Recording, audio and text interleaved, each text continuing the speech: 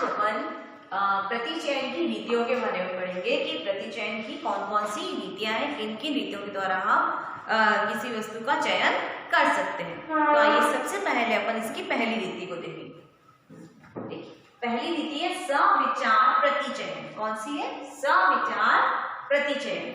ये कौन सी नीति है वापस इसको देखेंगे। देखिए, इस रीति के अनुसार अनुसंधानकर्ता अपनी इच्छा अनुसार कुछ इकाइयां चुन लेता है जो समग्र का प्रदर्शन करती है। देखिए, इसमें क्या होता है, जो अनुसंधानकर्ता होता है वो क्या करता है कि जैसे मुझे किसी भी फील्ड पे रिसर्च करनी है, फॉर एग्जांपल मेरे को कृषि पे करनी है, शिक्षा पे करनी है, उद्योगों पे करनी है, तो जो जिस भी विषय पे, जैसे मेरे को कृषि पर कोई रिसर्च करनी है, तो मैं क्या करूंगी कि अगर 5000 कृषक हैं तो उनमें से केवल मैं 500 कृषकों का सैंपल ले लूंगी। यानी कि मैं इस प्रकार से मैं सैंपल को लूंगी कि वो मेरी जितनी भी जो भी मेरे को मेरे रिसर्च का जो भी टॉपिक है उस सारी चीज को वो कवर करता हुआ हो। तो इसमें क्या होता है कि जो अनुसंधान करता होता है वो अपनी इच्छा के अनुसार कुछ इकाइयों को चुन लेता है और वह ऐसी इकाइयों को चुनता है कि जिस भी विषय पर उसको रिसर्च करनी है वह सारे विषय उसके अंतर्गत, उन सैंपल के अंतर्गत और वो सारे विषय शामिल हो। तो इस प्रकार से जब कुछ चुनिंदा इकाइयों को अपन लेकर चलते हैं तो वो हमारी सविचार प्रतिचयन के नाम से जानी जाती है। देखिए, दूसरा है आपका, दूसरी रीति है देव प्रतिचयन। यह सबसे निष्पक्ष रीति है। यहाँ इकाइयां संभावना के आधार पर ली जाती है। देखिए, ये जो देव प्रतिचयन रीति है ये सबसे निष्पक्ष और सरल रीति है, क्योंकि यहाँ पे हमें किसी भी प्रकार का कोई भेदभाव या किसी भी तरीके के यहाँ पे हमारे किसी प्रकार का भेदभाव या मनमानी नहीं चलती है। यहाँ पर एक निष्पक्षता के आधार पर कार्य किया जाता है, यानी किसी संभावना के आधार पर हम सैंपल्स को चूज करते हैं। तो इसकी भी आगे चल के दो रीतियां बताई गई है कि कौन कौन सी देव प्रतिचयन की रीतियां हैं। तो पहली है आपकी लॉटरी रीति। इस रीति को सब लोग अच्छी तरीके से जानते हैं। ये क्या रीति होती है? इस रीति में समग्र को पर्चियों द्वारा निकाला जाता है।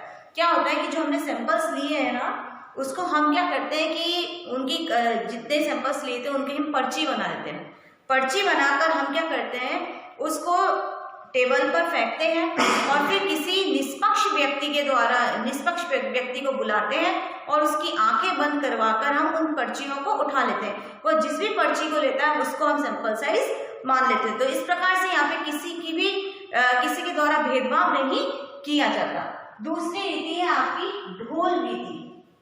कौन सी? ढोल रीति।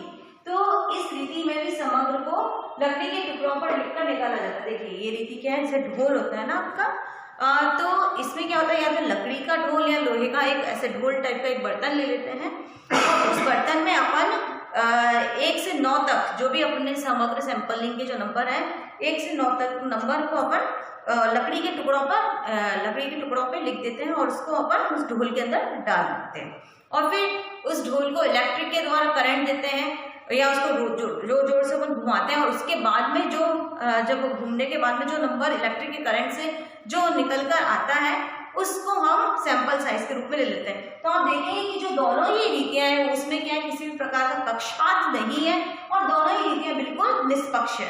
इसमें अपन किसी प्रकार का भेदभाव नहीं किया जाता और इससे जो रिजल्ट्स निकाले जाते हैं वो बिल्कुल करेक्ट आते हैं। आइए अपन इसकी तीसरी रीति को देखते हैं। तीसरी रीति है आपकी स्तरित या मिश्रित प्रतिचयन। जैसे नाम से पता चला है मिश्रित प्रतिचयन, तो इसमें हम किस चीज का मिश्रण ले रहे हैं? सविचार देव प्रतिचयन को जो मिलाकर एक नई रीति बनाई गई है उसे हमने नाम दिया है स्तरित या मिश्रित प्रतिचयन। देखिए, यह रीति दोनों रीति का मिश्रण है। यहाँ समग्र को उनके गुणों के आधार पर अलग अलग भागों में बांट दिया जाता है।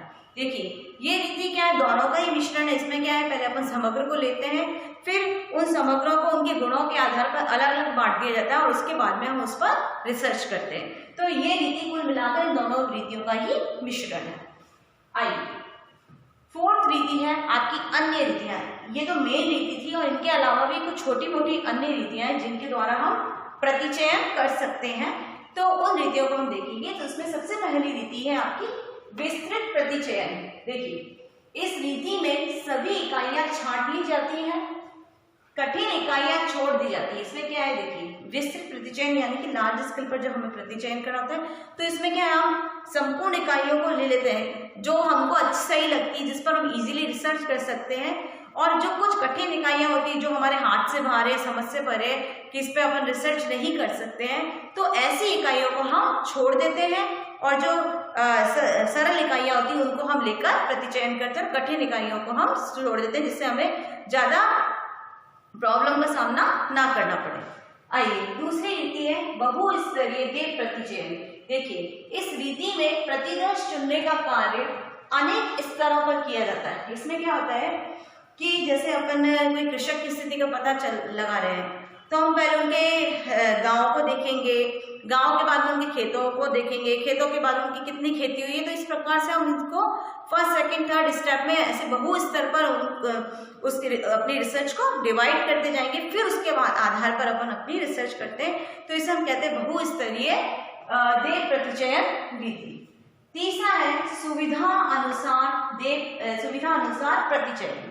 तो इस रीति में सुविधा अनुसार प्रतिदर्श चुन लिए जाते हैं, जैसे टेलीफोन डायरेक्टरी के द्वारा, विश्वविद्यालय विवरण पत्रिका द्वारा। देखिए, ये जो रीति है ये बहुत ही सरल और क्या कहते हैं, बहुत सरल रीति है। इसमें क्या अपन अपनी सुविधा के अनुसार अनुसंधान करता, रिसर्च करता है, प्रतिचयन कर लेता है। जैसे कि टेलीफोन डायरेक्टरी होती है, तो उसमें क्या अपने जिस शहर के सारे व्यक्तियों के नंबर उस टेलीफोन के अंदर डायरेक्टरी के अंतर्गत होते हैं, तो ये उनसे भी हेल्प ले लेता है, या विश्वविद्यालय की जो विवरण पत्रिका निकलती है उनके जो डाटा होते हैं उससे भी हेल्प ले लेता है। तो इस प्रकार से क्या ये घर बैठे ही रिसर्च कर लेता है। पर इस प्रकार की जो रिसर्च होती है वो अविश्वसनीय और बिल्कुल भी सही नहीं होती है, क्योंकि इसमें अपन बिल्कुल मेहनत नहीं करते और मनमाने तरीकों से अपना कार्य करते हैं, इसलिए इससे जो प्राप्त होने वाली रिसर्च है वो अविश्वसनीय है।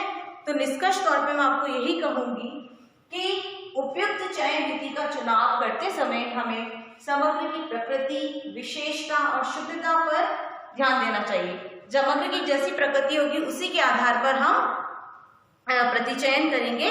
बाकी का अपन नेक्स्ट क्लास में पढ़ेंगे। Thank you.